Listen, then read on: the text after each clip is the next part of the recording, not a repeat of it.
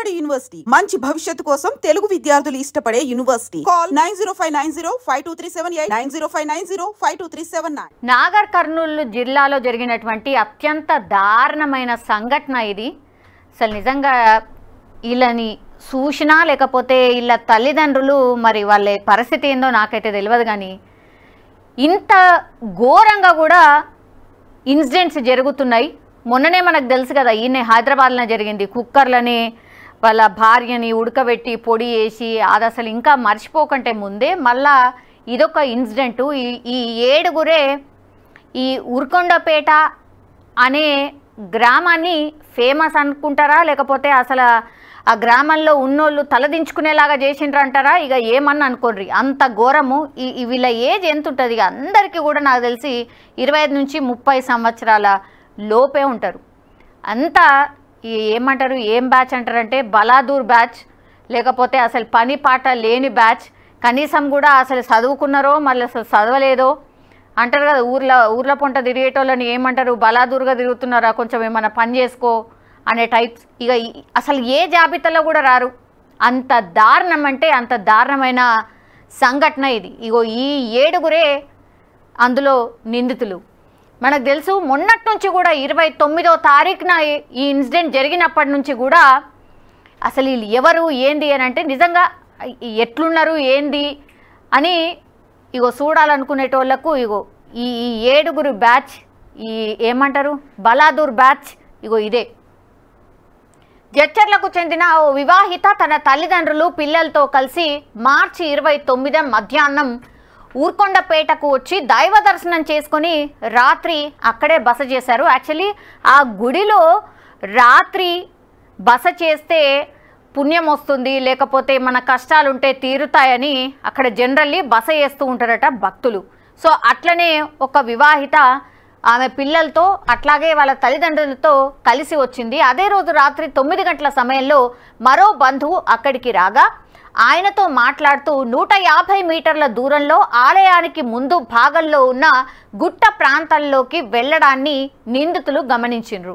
ఈ క్రమంలో ఈ నిందితులు అక్కడికి వెళ్ళి బాధితులను బెదిరించి ఆ వ్యక్తిని చెట్టుకు కట్టేసి ఆమెపై అత్యాచారానికి పాల్పడ్డారు. ఈ అత్యాచారం చేసిన నిందితులు ఇగో ఈ 7గురు నిందితులే వాళ్ళు.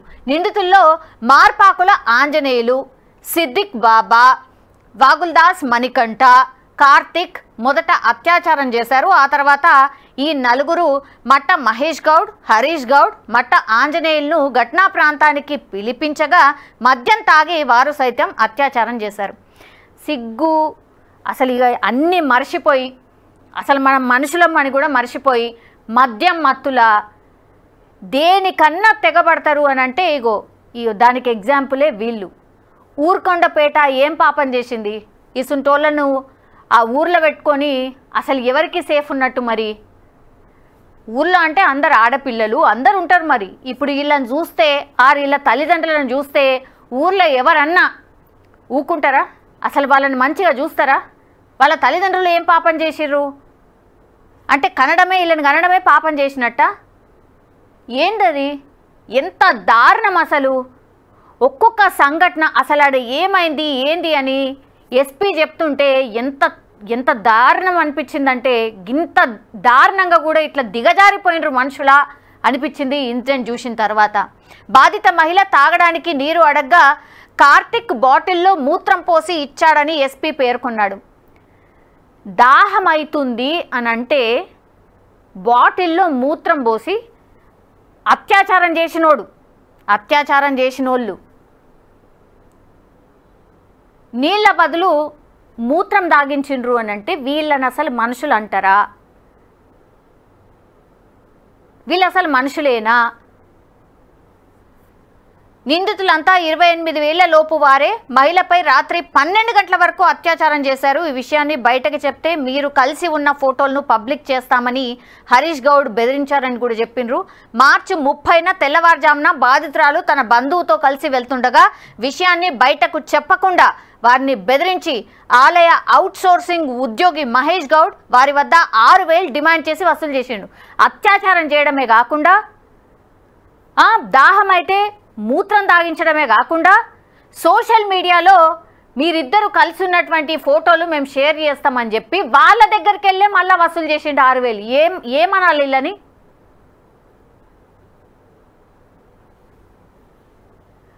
బాధితురాలు తన ఊరికి వెళ్లి తిరిగి సోమవారం ఊర్కొండ పోలీస్ స్టేషన్లో ఫిర్యాదు చేయడంతో కేసు నమోదు చేసి దర్యాప్తు ప్రారంభించాము. అత్యాచార ఘటనలో నిందితులను కల్వకుర్తి కోర్టులో హాజరుపరిచాము. జడ్జి ఆదేశాల మేరకు రిమాండ్కు తరలించినట్టు ఎస్పీ వెల్లడించారు. అత్యాచార ఘటనలో బాధితురాల నుంచి నిందితులు బంగారం, నగదు తీసుకువెళ్లారని చెప్పినా అందుకు సంబంధించిన రికవరీ పోలీసులు చూపించలేదు. ఈ సమావేశంలో కల్వకుర్తి డీఎస్పీ వెంకటేశ్వర్లు, సిఐలు, ఇక అక్కడ ఉన్నటువంటి పోలీస్ ఆఫీసర్స్ అందరూ మాట్లాడడం జరిగింది. ఇంత దారుణమైన సంఘటన ఊర్లో తలెత్తుకొని తిరగకపోవడము ఒకట? అసలు వీళ్ళు మనుషులా లేకపోతే ఇంకేమన్నా అన్నమే తింటున్నారా అందరి లెక్కనే? మద్యం మత్తులో తన మన భేదం అసలు ఏమీ కనబడదా? గింత దారుణంగా ఉంటారా? ఏమైంది? 28 సంవత్సరాల లోపే ఉన్నారు కదా అందరూ. గుడికి వచ్చిన మహిళ మీద గింత దారుణంగా చేస్తే అసలు ఇంకేం చేయాలి? అసలు ఎవరికి సేఫ్టీ ఉన్నట్టు? అంటే ఆడపిల్లలు అంటే ఎవరు తిరగద్దు, ఇక బయట తిరగద్దా? అదే కోణంలో చూస్తారా?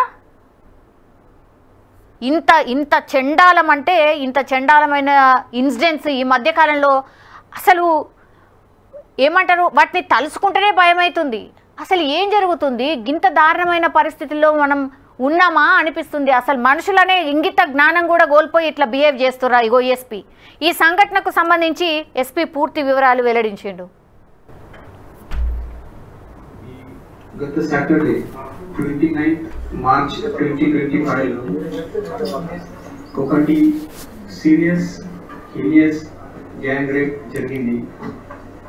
ఈ సాటర్డేలో జరిగిన తర్వాత ఈ గ్యాంగ్ రేప్లో ఎవరైనా విక్టిమ్ ఉన్నారు, ఈ అక్యూజ్ పర్సన్ అందరు విక్టిమ్లో థ్రెటన్ చేసి మీరు కేసు పోలీసులో ఇస్తే ఎఫ్ఐఆర్ నమోదు చేస్తూ మీకు చెప్పేస్తా అని చెప్పి ఈ విక్టిమ్ ఇమీడియట్గా ముందు రాలేదు. సో మండే మార్నింగ్ మన పోలీస్కి ఊర్కొండ పోలీస్ స్టేషన్లో ఈ సమాచారం వచ్చింది. విక్టిమ్ కంప్లైంట్ ఇవ్వడానికి వచ్చారు. సో అప్పుడే మన ఇమీడియట్గా ఎస్ఐ ఊర్కొండ కృష్ణదేవరాయ, తర్వాత సిఐ కల్వకుర్తి నాగార్జున ఇమీడియట్గా ఈ ఎంక్వైరీ స్టార్ట్ చేశారు. ఈ విక్టిమ్ పిటిషన్ పైన వీళ్ళు ఉండాలి, వీళ్ళు ఉంటూ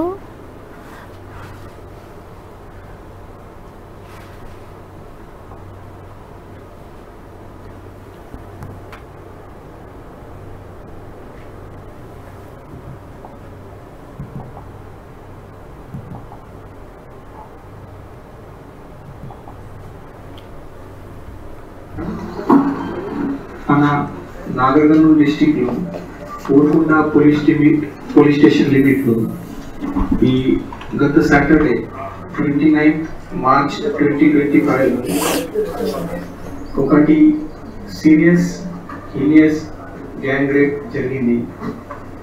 ఈ సాటర్డేలో జరిగిన తర్వాత ఈ గ్యాంగ్ రేప్లో ఎవరైనా విక్టిమ్ ఉన్నారు, ఈ అక్యూజ్ పర్సన్ అందరు విక్టిమ్లో థ్రెటన్ చేసి మీరు కేసు పోలీసులో ఇస్తే ఎఫ్ఐఆర్ నమోదు చేస్తూ మీకు చెప్పేస్తా అని చెప్పి ఈ విక్టిమ్ ఇమీడియట్గా ముందు రాలేదు. సో మండే మార్నింగ్ మన పోలీస్కి ఊర్కొండ పోలీస్ స్టేషన్లో ఈ సమాచారం వచ్చింది. విక్టిమ్ కంప్లైంట్ ఇవ్వడానికి వచ్చారు. సో అప్పుడే మన ఇమీడియట్గా ఎస్ఐ ఊర్కొండ కృష్ణదేవరాయ, తర్వాత సిఐ కల్వకుర్తి నాగార్జున ఇమీడియట్గా ఈ ఎంక్వైరీ స్టార్ట్ చేశారు. ఈ విక్టిమ్ పిటిషన్ పైన ఎఫ్ఐఆర్ నమోదు చేసి మన ఈ ఇన్వెస్టిగేషన్ ఒక senior officer DSP Venkateswara Rao Kalwakurthy DSP గారికి హ్యాండ్ ఓవర్ చేశాము. అండ్ ఇమీడియట్గా మన ఇన్వెస్టిగేషన్ కూడా స్టార్ట్ చేశాము. ఈ ఇన్వెస్టిగేషన్ ప్రాసెస్లో ఈ హీనియస్ క్రైమ్ ఉంది కాబట్టి అది సీరియస్గా తీసుకొని ఇమీడియట్గా మన technical evidences, CCTV footages, mobile data, తర్వాత వేరే ఆధారం ఏదైనా ఉంది, దీని ప్రకారం మన ఇమీడియట్గా ఈ గ్యాంగ్ రేప్లో ఇన్వాల్వ్ అయ్యి 7 అక్యూజ్డ్ పర్సన్కి కూడా ఐడెంటిఫై చేశాము. నిన్న ఈ అందరు 7 అక్యూజ్లో అరెస్ట్ చేసి మన ఇంట్రోగేషన్ కూడా చేశాము. సో ఈ మొత్తం ఇష్యూ డీటెయిల్గా చెప్పాలి అంటే ఈ సాటర్డే రోజు ఈ ఊరుకొండపేట్ ఆంజనేయ స్వామి టెంపుల్లో ప్రతి సాటర్డే అక్కడ జనాలు వస్తున్నారు. అక్కడ భజన సంధ్య ఉంది. అక్కడ చాలా మంది నైట్లో అక్కడ పడుతున్నారు. సో ఈ విక్టిమ్ లేడీ అమ్మాయితో పాటు అమ్మాయి పేరెంట్స్ అక్కడ ఈవినింగ్ 4 o'clock ప్రాంతంలో అక్కడ వచ్చారు. ఈ 4 o'clock వచ్చిన తర్వాత వాళ్ళు అది టెంపుల్ దగ్గరికి ఉన్నారు. అమ్మాయి తర్వాత అమ్మాయి రిలేటివ్లో అక్కడ కాల్ చేసి పిలిచారు. ఈ అమ్మాయి రిలేటివ్ అక్కడ 9 o'clock ఈవినింగ్లో అక్కడ వచ్చారు. సో అందరు ఫ్యామిలీతో కలిసి వాళ్ళు ఆంజనేయ స్వామి దర్శనం చేసిన తర్వాత ఈ అరౌండ్ నైట్ 10:30 టైంలో ఈ అమ్మాయి విక్టిమ్ లేడీ అండ్ అమ్మాయి రిలేటివ్ అక్కడ నేచర్ పార్క్ గురించి అది టెంపుల్ బ్యాక్ సైడ్లో 150 మీటర్ బ్యాక్ సైడ్లో పోయారు. అప్పుడే ఈ యాక్టివ్ పర్సన్స్ అక్కడ ఉన్నారు. వాళ్ళు అబ్జర్వ్ చేశారు ఇది ఒకటి లేడీ అండ్ ఒకటి జెంట్ పర్సన్ ఇక్కడ లోపల పోతున్నారు. సో అది ఫస్ట్ అక్కడ చెట్లు దగ్గరికి ఈ విక్టిమ్ లేడీ అండ్ అమ్మాయి ఫ్రెండ్స్ రిలేటివ్ ఉన్నారు. అప్పుడే ఈ 4 యాక్టివ్ పర్సన్ ఫస్ట్ అక్కడ పోయారు. వాళ్ళ ఇద్దరికి థ్రెటన్ చేసి వాళ్ళ ఇద్దరికి తీసుకొని ఇంకా 50 to 70 మీటర్ బ్యాక్ సైడ్ లో తీసుకొని పోయారు. ఈ యాక్టివ్ పర్సన్ ఇమీడియట్ గా వేరే ఇంకా 3 యాక్టివ్ పర్సన్ కి కూడా కాల్ చేసి అక్కడ పిలిచారు. సో నైట్ అరౌండ్ 11 to 12 మధ్యలో 29th సాటర్డే నైట్ 11 to 12 మధ్యలో ఈ 7 పర్సన్స్ టోటల్ అక్యూజ్. ఈ 7 పర్సన్ 1 by 1 అమ్మాయి పైన ఈ థ్రెటన్ చేసి రేప్ చేశారు. ఈ 12 o'clock ఈ అన్ని అయిపోయిన తర్వాత అమ్మాయిలు అని వాళ్ళ రిలేటివ్లు థ్రెటన్ చేసి ఈ ఇన్ఫర్మేషన్ బయటకి పోలీసులు చెప్తే ఎవరైనా చెప్తే మీకు చెప్పేస్తా అది చెప్పి అక్కడ నుంచి పంపించేశారు. సో ఈ అమ్మాయి విక్టిమ్ లేడీ అండ్ అమ్మాయి రిలేటివ్ అక్కడ 2:30 వరకు అక్కడ టెంపుల్ దగ్గరికి ఉన్నారు. తర్వాత ఇద్దరు అక్కడ వాళ్ళ ఇంటికి పోయారు. సో ఈ అన్ని మొత్తం ఇష్యూ అయిన తర్వాత మన సండే రోజు ఏదైనా ఇన్ఫర్మేషన్ రాలేదు.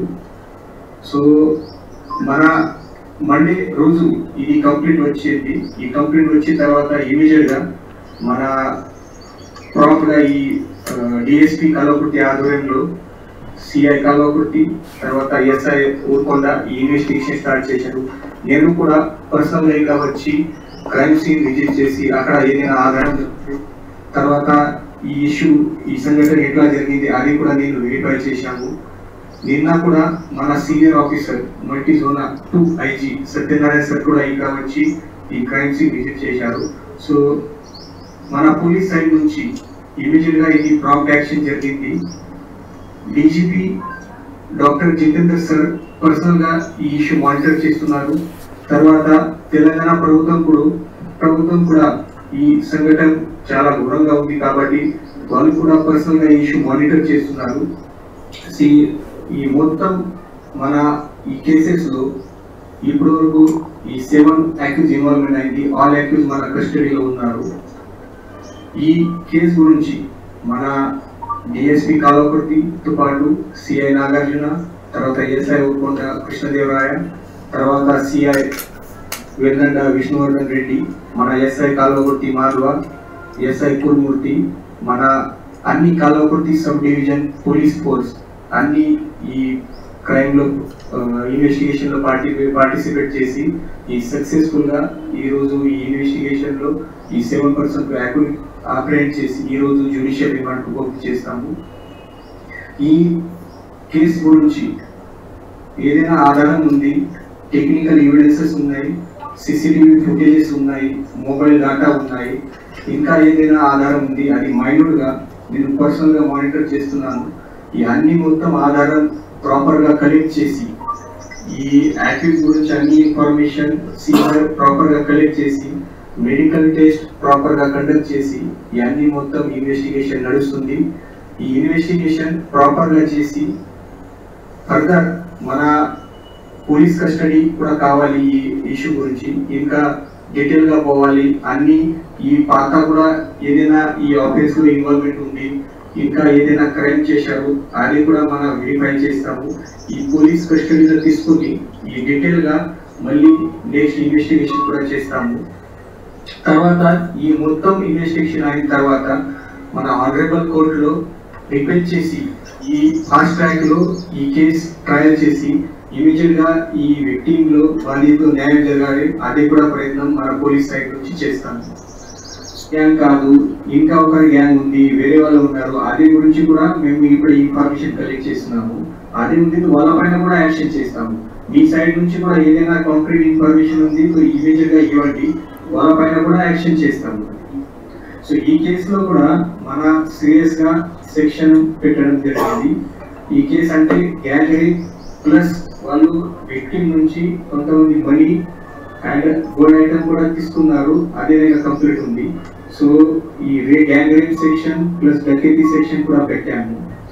ఈ యాక్యూజ్ అందరూ 20 to 28 ఏజ్ మధ్యలో ఉన్నారు. వాళ్ళు దీంట్లో అవుట్ ఆఫ్ 7 2 persons మ్యారీడ్ ఉన్నారు, మిగతా 5 persons అన్మ్యారీడ్ ఉన్నారు. ఈ అందరూ ఊరుకొండపేట లోకల్ వాళ్ళు ఉన్నారు. సో దీంట్లో కొంతమంది ఎలక్ట్రీషియన్ పని చేస్తున్నారు, కొంతమంది కుకింగ్ పని చేస్తున్నారు, 1 person దీంట్లో ఇది టెంపుల్ లో అవుట్ సోర్సింగ్ లో కూడా పని చేస్తున్నారు, 1 అగ్రికల్చర్ చేస్తున్నారు. సో ఈ యాక్టివ్ పర్సన్ కూడా మార్పాకులు ఆంజనేయులు ఏజ్ 25 years, తర్వాత సాదిక్ బాబా ఏజ్ 28 years, వల్గుదాస్ మణి, తర్వాత Karthik age 20 years, Matta Mahesh 28 years, Harish Goud 23 years and Matta Anjaneyulu 24 years. ఈ అందరూ అక్కడ చుట్టుపక్కల వాళ్ళు ఉన్నారు. అది ఊరుకొండ ప్రాంతం నుంచి వాళ్ళు రెగ్యులర్ గా అక్కడ టెంపుల్ దగ్గరికి తిరుగుతున్నారు. సో ఈ అందరికి ఈ టైప్ లో ఎవరైనా వేరే ప్లేసులు ఇక్కడ కాకుండా వేరే ప్లేసులు కూడా మన నాగర్ కర్నూలు డిస్ట్రిక్ట్ లో కూడా చాలా మంది మన టెంపుల్ సైట్స్ ఉన్నాయి. సిర్సర్గండ్ల, సింగోటం, మట్టిమడుగు, తర్వాత ఉమా మహేశ్వరి, చాలా ప్లేసెస్ ఉన్నాయి. సో అక్కడ కూడా ఇన్ఫర్మేషన్ పెట్టి ఈ టైప్ లో ఎవరైనా అది న్యూసెన్స్ నోటరైజ్ అయ్యారు అక్కడ తిరుగుతుంది అనేది ఇన్ఫర్మేషన్ కలెక్ట్ చేసి వాళ్ళ పైన కూడా యాక్షన్ చేస్తాం. సో అది ఆ కేసుకి సంబంధించిన డీటెయిల్స్ అయితే చెప్తున్న పరిస్థితి. ఊరుకొండపేటకు సంబంధించిన వాళ్ళే ఇంకా ఇందులో 5గురికి ఆల్రెడీ మ్యారేజ్ అయింది, 2కి ఇంకా పెళ్లి కాలేదు. ఇంకేముంటారు? ఉంటారా వాళ్ళ భార్యలు? ఇట్లాంటి ఇన్సిడెంట్ చేసిన తర్వాత ఎవరుంటారు? అసలు మనుషుల జాబితాలకు రాను. అసలు వీళ్ళు అసలు మనుషులు అనడం కూడా వేస్టే. ఫాస్ట్ ట్రాక్ ద్వారా విచారణ చేసి వీళ్ళకు శిక్ష పడేటట్టు చూస్తారట. ఎందుకు? ఈ ఊరుకొండపేటకి సంబంధించిన వాళ్ళకు అప్పచెప్తే అయిపోతుంది కదా, వాళ్ళే న్యాయం చెప్తారు కదా. ఇంకా ఫాస్ట్ ట్రాక్ కోర్టు పెట్టి దానికి మళ్ళీ వీళ్ళందరినీ తీసుకుపోయి రోజులను కూసోబెట్టి వాళ్ళకు తిండి తిప్పల అన్నీ చూసి ఎందుకు ఆ ఖర్చు అంత దండుగు, మీకు ఆ బందోబస్తు అంత దండుగు, ఊకే కోర్టుకు పోవాలా, తీసుకురావాలా? తెలిసిపోయింది కదా ఎవరు ఏం చేసిండ్రు ఏంటిది అనేది తెలిసిపోయింది కదా. ఇప్పుడు ఊరుకొండపేట వాళ్ళనే అడగండి ఏం న్యాయము, వీళ్ళకి ఏం చేయాలనంటే వాళ్ళే కరెక్ట్గా చెప్తారు. ఇంకా ఏ కోర్టు నిజంగా ఏం అవసరం లేదు. ఇట్లాంటి ఘాతుకాలకి పాల్పడిన వాళ్ళని అక్కడ ఏడైతే జరిగిందో వాళ్ళకే అప్పచెప్పాలి, వాళ్ళే కరెక్ట్గా న్యాయం చెప్తారు. ఈ కేసుని ఎంత సీరియస్గా టేకప్ చేసిండ్రో ఆల్రెడీ చెప్పిండ్రు కదా. ఇంత దారుణమైన ఘటన అంటే బెదిరిస్తారు, గ్యాంగ్ రేప్ చేస్తారు, ఆ తర్వాత చంపేస్తామని అంటారు, తర్వాత ఆమె మెడలు ఉన్న చైను అట్లాగే వాళ్ళ దగ్గర ఉన్న పైసలు కూడా లాక్కుంటారు. ఏంది ఇది?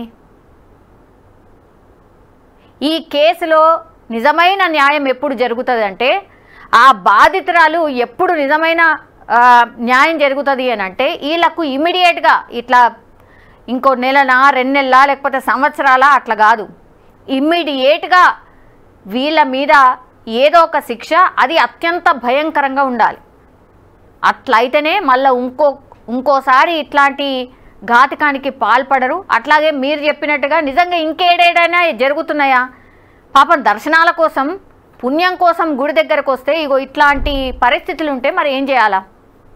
దీని మీద సీరియస్గా దృష్టి పెట్టాల్సిందే పోలీస్ ఆఫీసర్స్. అట్లాగే ఈ కేసులో నిజమైన న్యాయం జరగాల్సిందే.